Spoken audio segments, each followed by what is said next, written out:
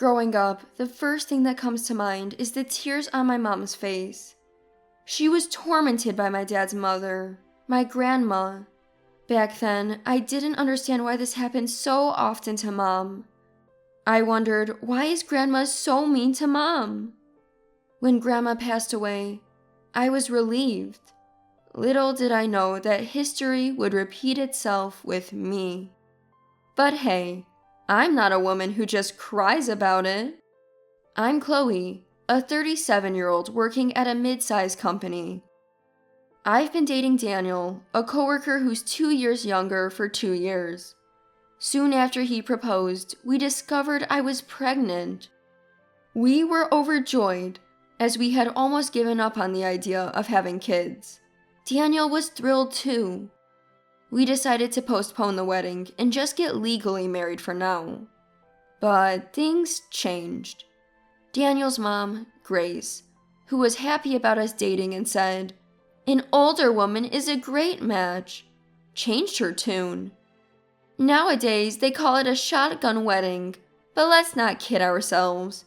"You lured Daniel into this, didn't you?" she said, staring at me coldly. Grace had lost her husband 10 years ago. Daniel was the only man in the family, and she adored him and relied on him. So she thought I, an older woman, had trapped her son. "Daniel makes good money, and he will inherit our home. You just wanted to marry up," she said. But honestly, they're not wealthy, and the word inherit is not really applicable. Moreover, Daniel has an older sister who was already married and living in the family home. Daniel himself has clearly told Grace that he doesn't plan to live in his inconvenient and remote hometown. Still, in Grace's mind, the eldest son is supposed to inherit the family home. "So, you're pregnant. Fine, but make sure you give birth to a boy."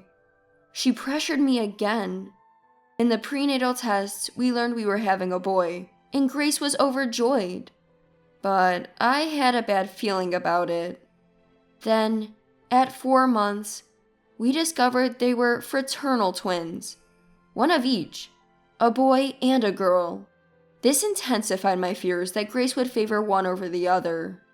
Perhaps due to all the stress, I was warned of an elevated risk for a miscarriage and was admitted to the hospital at 7 months.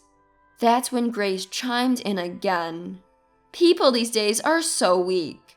I had my share of difficulties during my pregnancy, but I never ended up in the hospital," she told my husband, who visited me every day after work, accusing me of being a useless wife.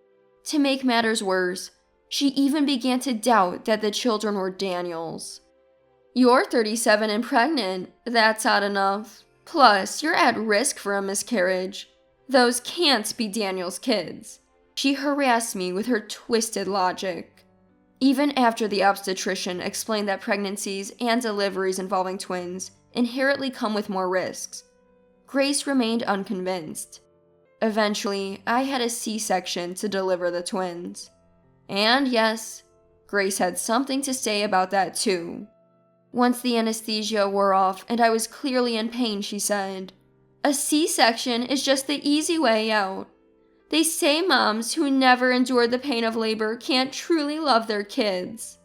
The pain after a C-section is no joke."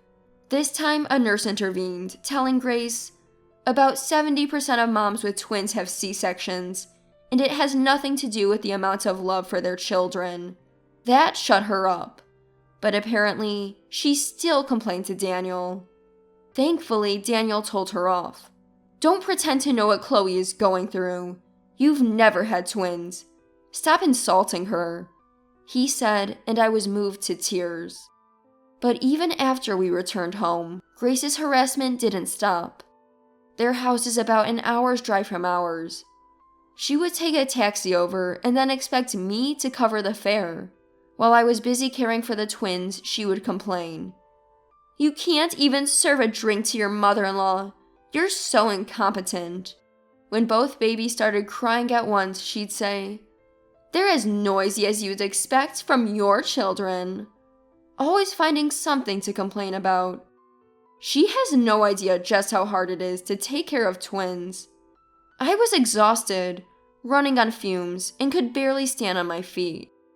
Even so, Daniel defended me, saying to Grace, "Why don't you try looking after the twins for just one day, Mom? You'll understand how tough it is for Chloe." Back then, I had quit my job when I got pregnant, so I didn't know the details, but apparently the company where Daniel and I worked got acquired by another firm. Daniel's department was eliminated, and he was transferred to an area he had no experience in. His salary dropped, and the new company didn't approve of overtime, so he was earning only about 2/3 of what he used to make. What's more, he brought work home because he couldn't finish it during office hours and would work late into the night. Despite all this, he bathed the twins, changed their diapers, and even folded the laundry. He was the epitome of an involved dad. That's why he understood how hard it was to care for 2 kids at the same time. Whenever Grace was at our house, he would always keep an eye on her to make sure she didn't give me a hard time. I was truly grateful. 3 years later, I decided to go back to work. Diapers, clothes, and meals for the twins were more expensive than we thought, and living on just Daniel's salary became quite a struggle.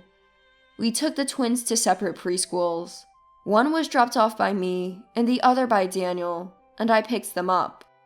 I explained the situation to my company, and they let me leave an hour early.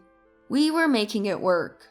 Grace had offered to pick up and drop off our son Andrew, but we declined. She had been showing favoritism toward Andrew ever since he was born, so we wanted to keep her away as much as possible.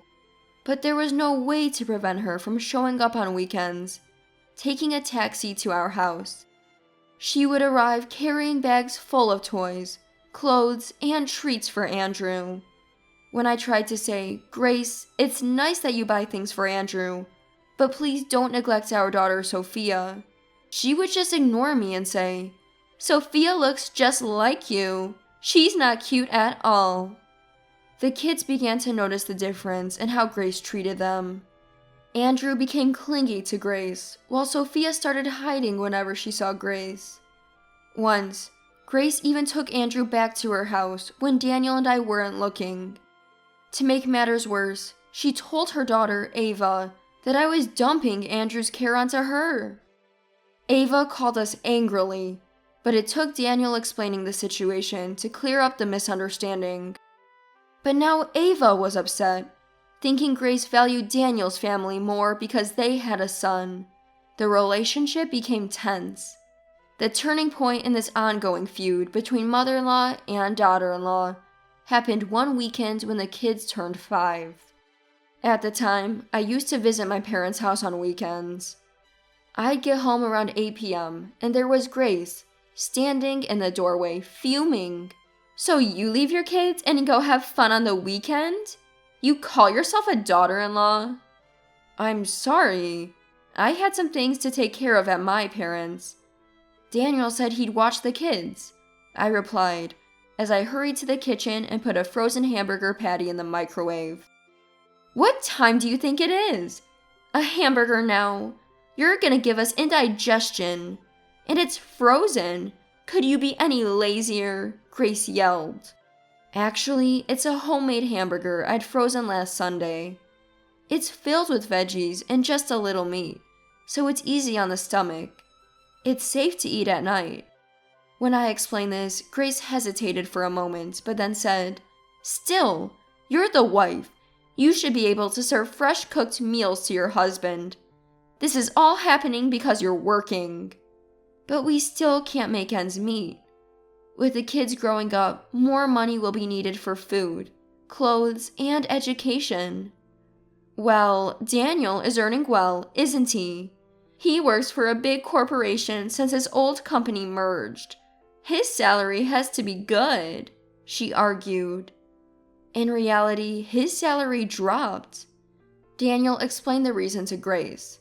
He used to be a department manager in a mid-sized company before it was absorbed in a merger. He was then demoted to a regular employee. Moreover, the company's culture doesn't favor overtime, so hardly any extra money there. So quitting my job is out of the question. We can't save anything for the kids on Daniel's salary alone. Grace was still not convinced. Chloe, you got another job recently, right? It's not been many years, so it's practically a part-time gig. Quit that job, she insisted. Actually, Chloe makes twice as much as I do, Daniel revealed. Grace was stunned. What? That can't be. Still skeptical, Grace finally heard the truth from me. While I make less money at my full-time office job than Daniel, I supplement our income on weekends. I upload videos to a particular site, all from my parents' home computer. The videos are all about raising twins. In them, I share the struggles and strategies of raising our 2 kids, recommend toys and foods, and even talk about fashion choices.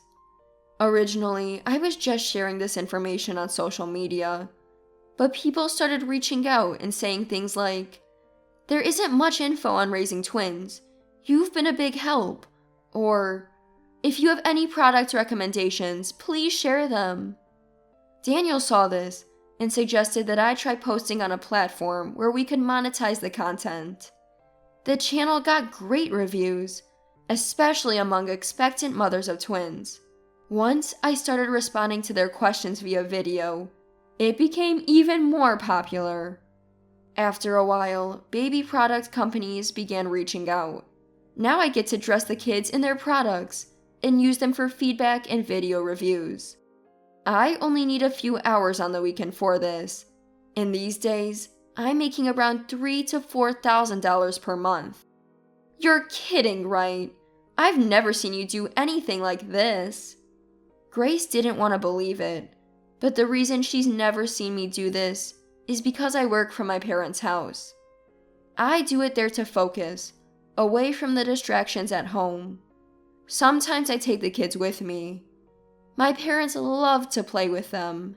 Seeing how happy my parents are when they're with their grandchildren makes me feel pretty good too.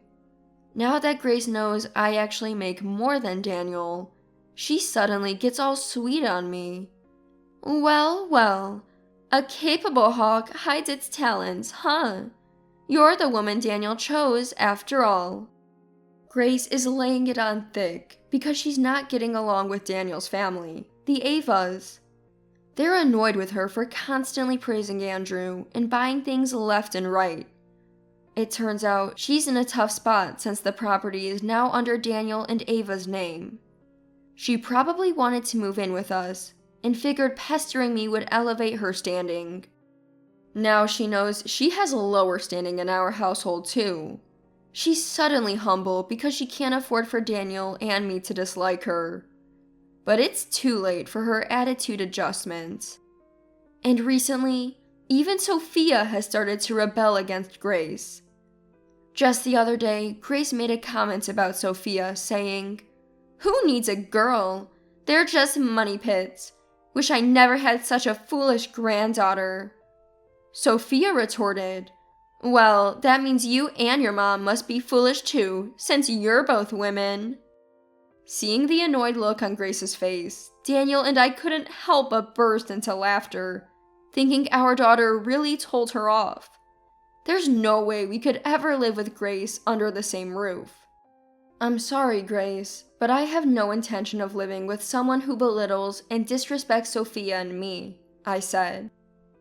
Later, Daniel spoke with Ava and found out that Grace had also been cold to Ava's 2 daughters, pressuring Ava almost daily to hurry up and have a boy. Apparently, Ava's daughters also disliked Grace and wanted nothing more to do with living with her.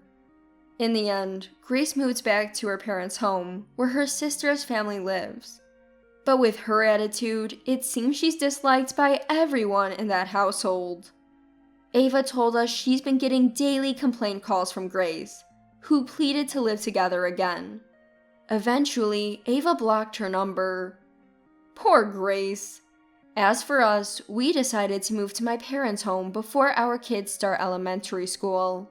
We sent a text to Grace saying only we've moved, and we've cut off all contact since then. Now, including my parents, our family of 6 enjoys a lively life every day. Daniel and I are discussing continuing our video streams for a while longer and saving money to renovate our house.